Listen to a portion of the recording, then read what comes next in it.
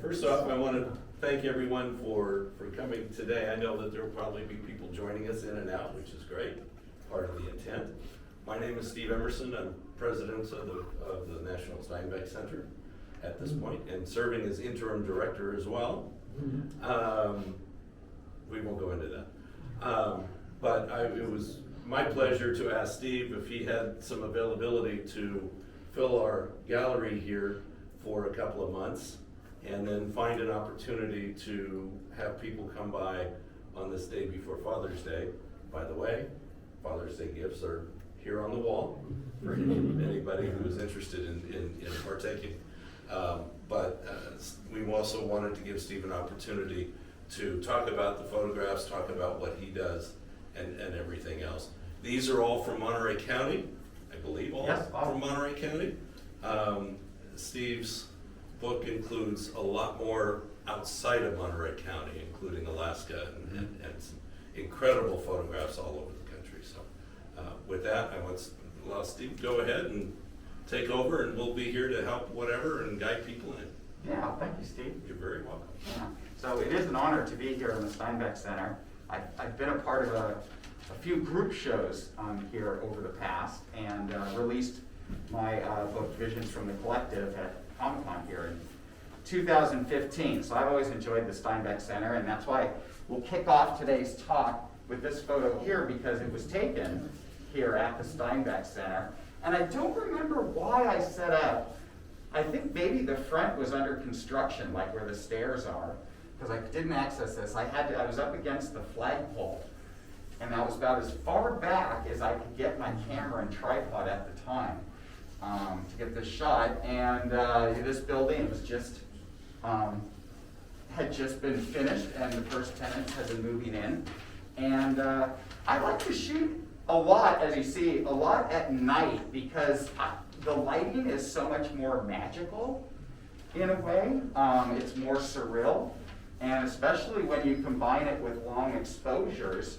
You know, this isn't how our eye perceives Main Street, but it's still documenting, you know, what's really happening there. It's the energy behind the literal scene, and that's a lot of what I kind of chase after in an illustrative way. So this shot in particular was for the Monterey County Visitor's Guide, and it's a 30-second long exposure. And I'll often take maybe, 20, 25, just same composition, but different combinations. I'm kind of at the mercy of what's randomly happening on the street. So I'm always clicking away, and then when I get home, I can pick out which is the best composition.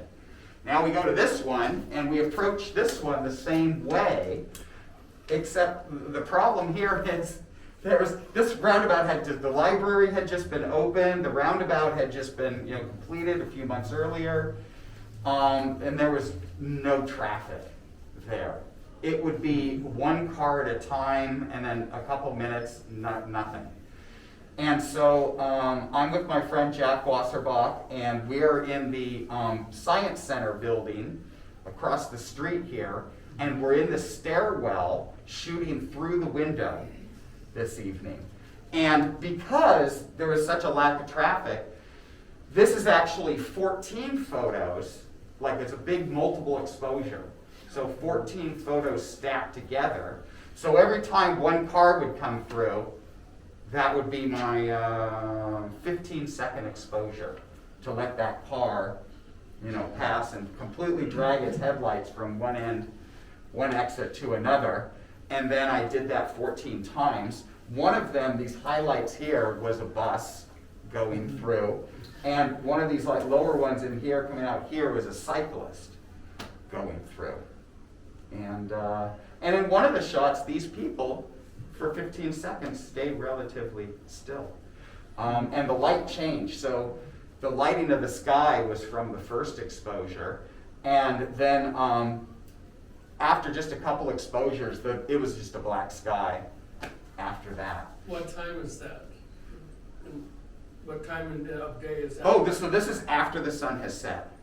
And it was an overcast. You can see the marine layer that we have, so it wasn't a colorful sunset at all, which is, when I went out there, fingers crossed, but didn't have that luck that day. But, this is where all the light is, in here.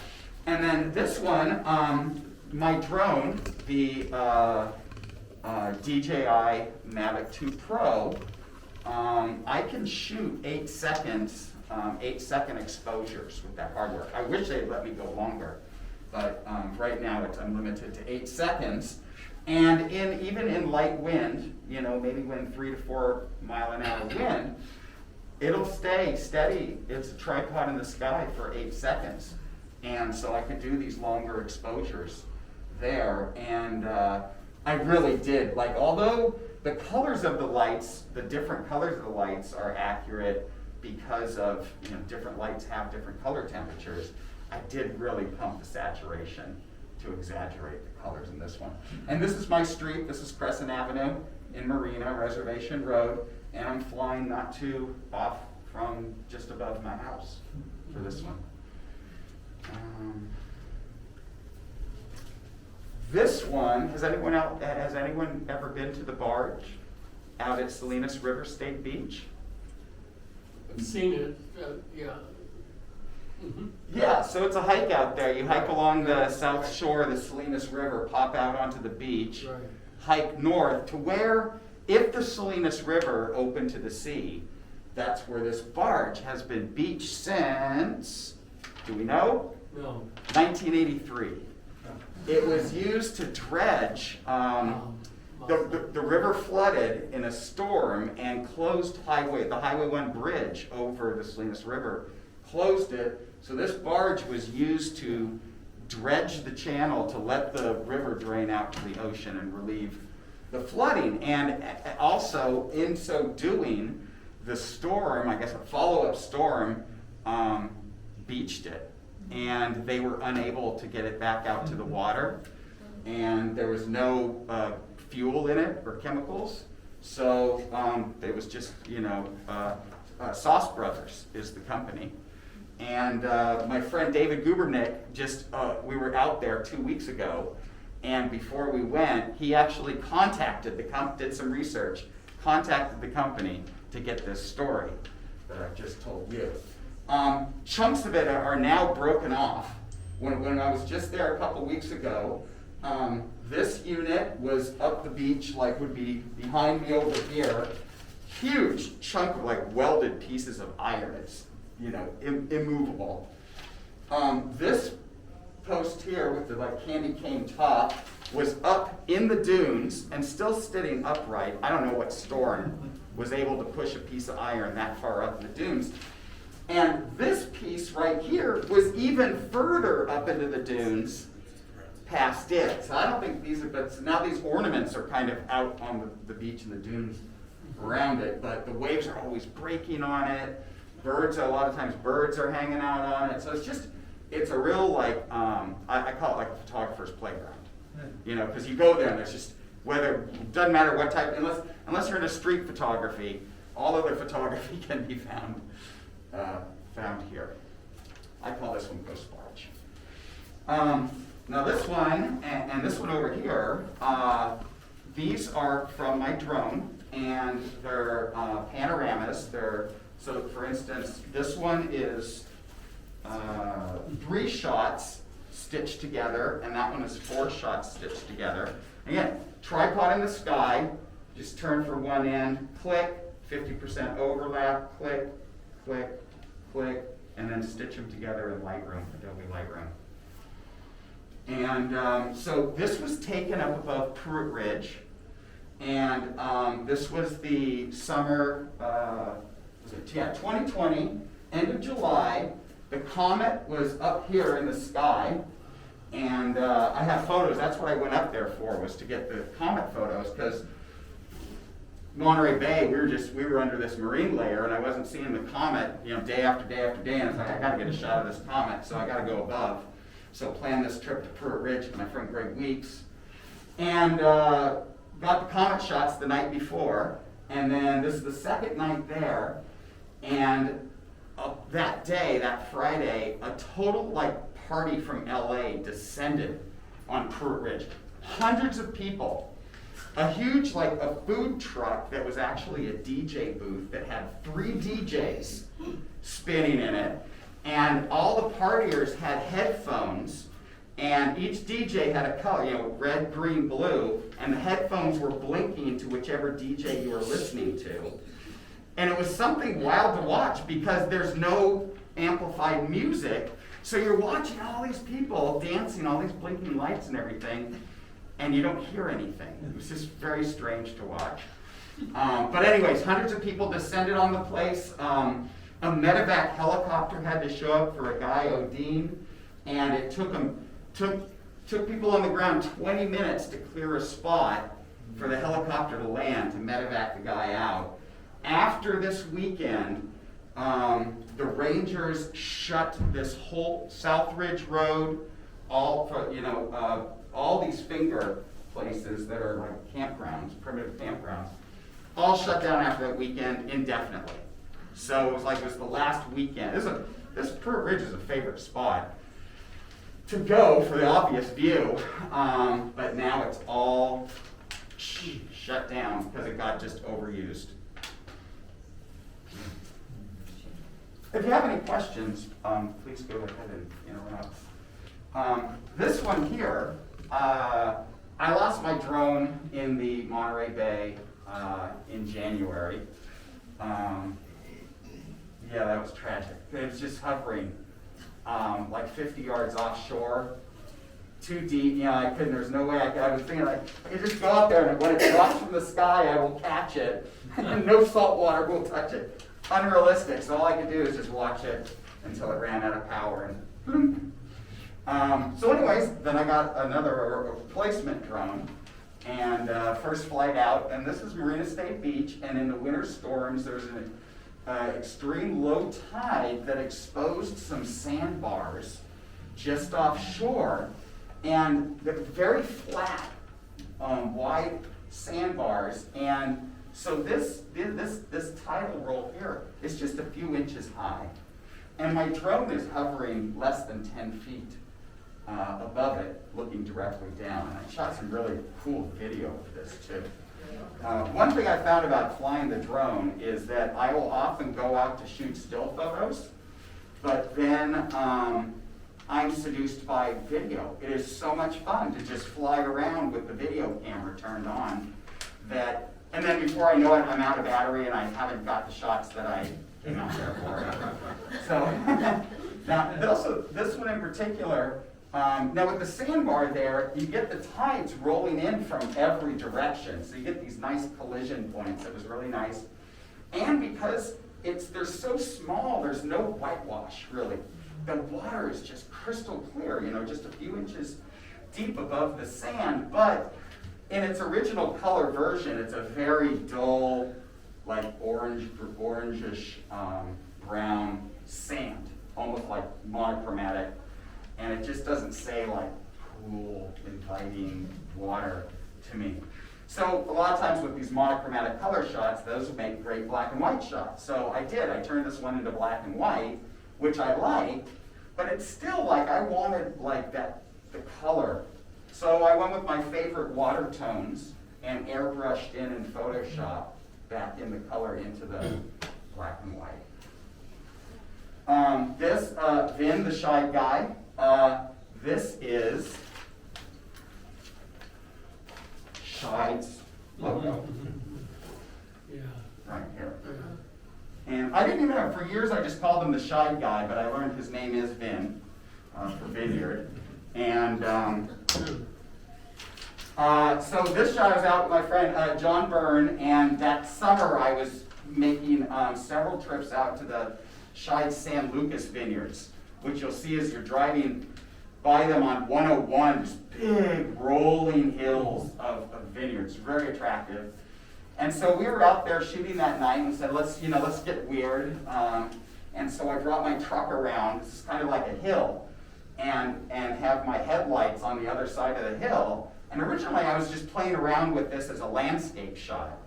And then John came walking up over the hill with his camera bag over his shoulder, not in this, quite in this position, but I just went, Wait, that's the shine guy, John, put your camera bag up over your shoulder like this, and bend this knee, and, yeah, and pose for it.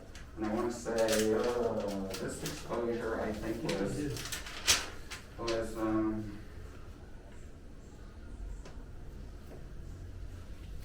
6 seconds. so did you sell someone of your prints to Scott Shire? What? Did you sell one to the Shire family? Well, I did a trade, so they gave me access to the property, and I give them whichever, all the photos that result as sort of a trade. And all the grapes you could call home? Yeah, well, they have given me some nice gratuity in wine over the years, but this one is actually a larger print hanging in Shide's tasting room down in Greenfield, with some of the other photos that I shot that summer. Yeah. Yeah, this one again, I mentioned drone panorama. It's winter time, so that's why it's so green. And there's really, there's not really, it's sort of a little misleading. The green here is not the green from the grapevines, it's the green grass between the bare grapevines during, like, this is, I think, very last days of December. And this is Soledad here, and we come south out of Soledad along Metz Road, and this is all Shide's Riverview vineyards here. Pinot Noir, Chardonnay, and my favorite, Barbera. And this is where we turn off to go up to Chalone and the Pinnacles. Up over here. And this is actually, it was a larger panorama originally that went further out here, but I cropped it just for a more attractive aesthetic composition. But the Salinas River is running right here. That's why it's called the Riverview. And Highway 101 would be, Then over here, Yeah. you see 101 is Yeah, running right. right over here. yeah, And then all the way out, like you just see the opening to the Monterey Bay. right. Gorgeous.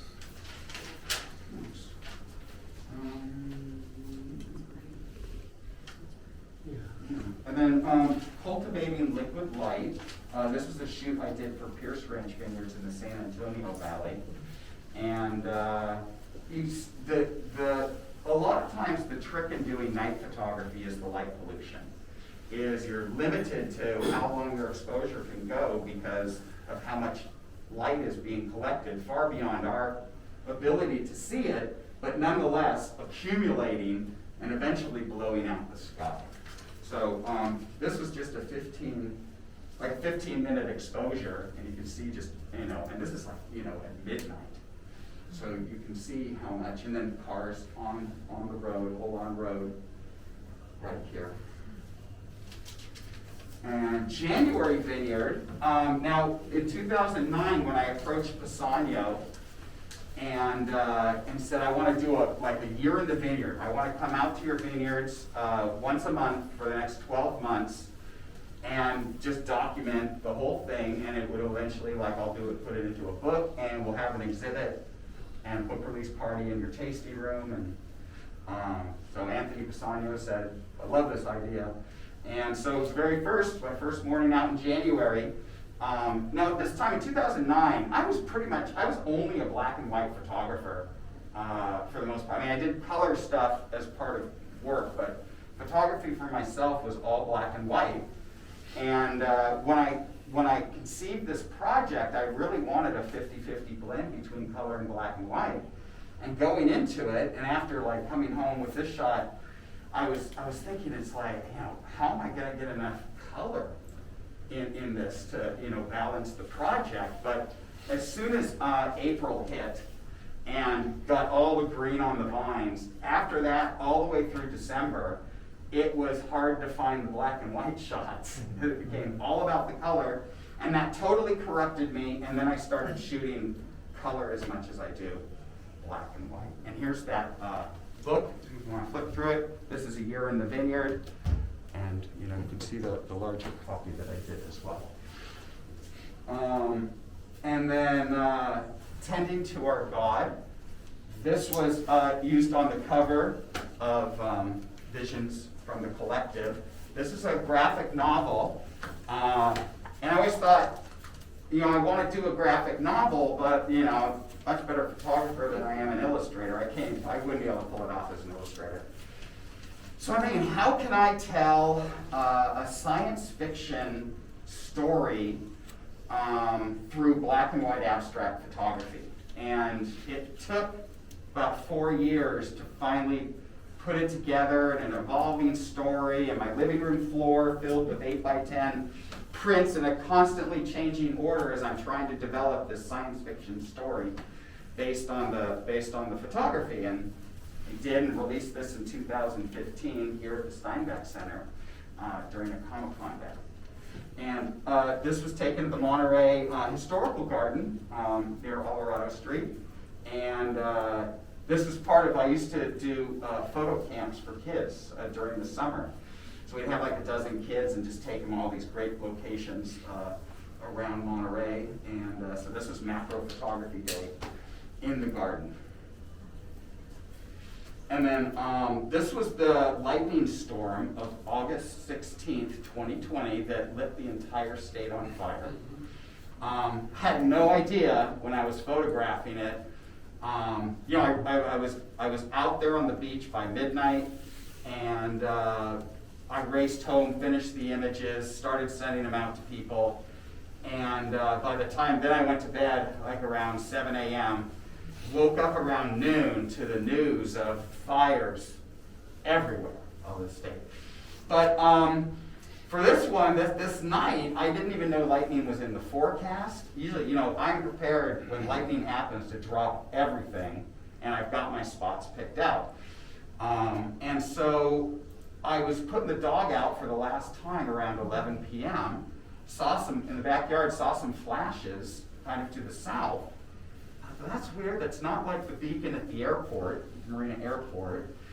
Is there a sporting event or something that Los Arboles, sports, the junior high and the sports complex there? And it's like, no, these are like flashes. It's not like the stadium lights on over there.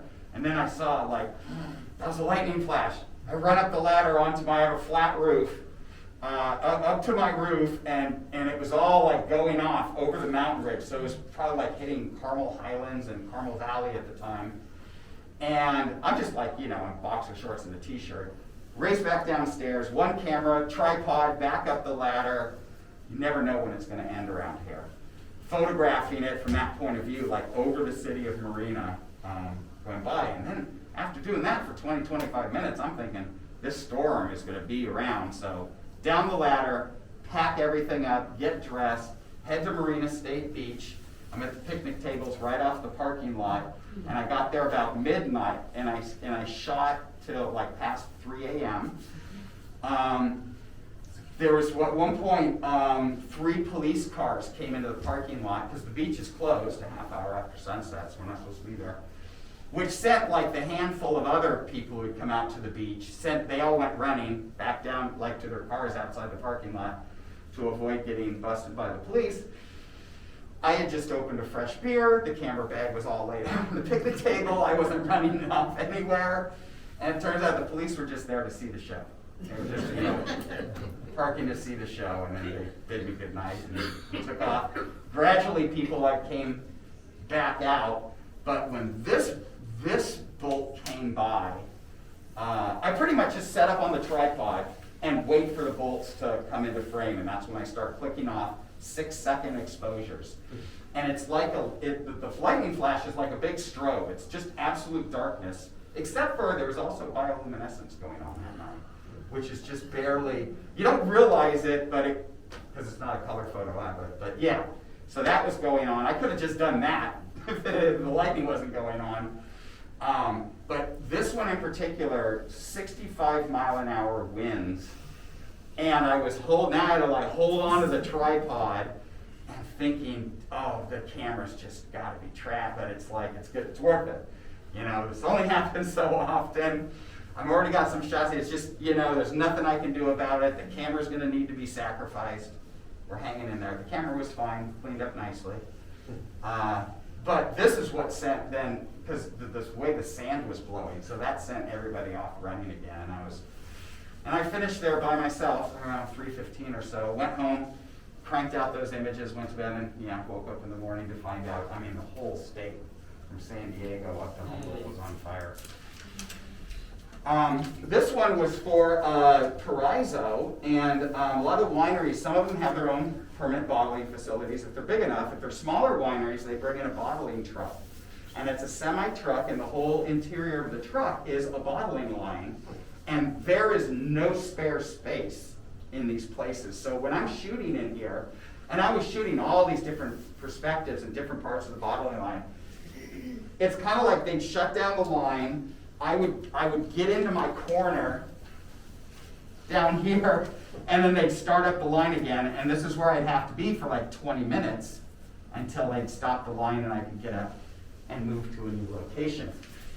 So very tight, wide angle lens, and then it's pretty much, I mean, there's ambient light kind of coming in from outdoors, but for the most part dark. So I put my flash right inside here. And so that's really the only significant light, was backlighting these Chardonnay bottles as they're being filled.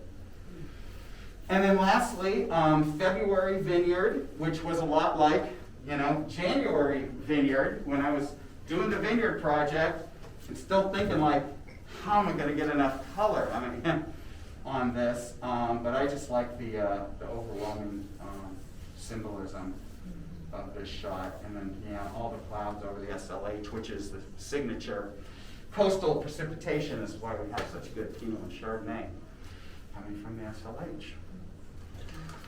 And a couple announcements. I've got 6 pieces at Art We Me in Carmel. They're on mission at 5th. So for instance, I've got actually, there's this one, the color version of this one is up there. It was a purple night. All the shots were purple except one. There was one that was orange. Don't know why, but it is. Just something changed in the light of that one bolt. So yeah, they're open there. And also Odonata Winery. I've got a bunch of black and white and color up in there. And before the year is over, I'll do some sort of event out at Odonata. And this October, I'm the featured speaker at the Photographer's Rendezvous at the San Antonio Mission, where my presentation will be all about aerial photography. Because the Rendezvous was created, Al Weber, one of the great West Coast photographers, this was his reunion. He gave so many workshops over decades that anyone who had taken one of his workshops was invited to this annual event. And so it was like a reunion of anyone, of all of his students. And Fernando carried the torch after Al died and kept it, he and his wife Barbara kept it going. And they've now passed the torch on to Bruce Carter. And now that we're coming out of the pandemic and doing it again, so this October, was it 21st, 23rd? Somewhere along there.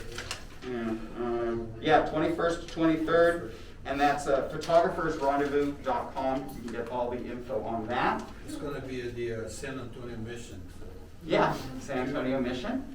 And see, Al Weber is my hero when it comes to aerial photography.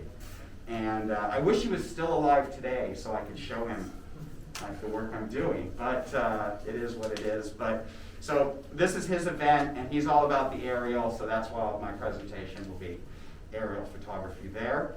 I've got my You're in the Vineyard and Visions from the Collective books for sale, and are there any questions?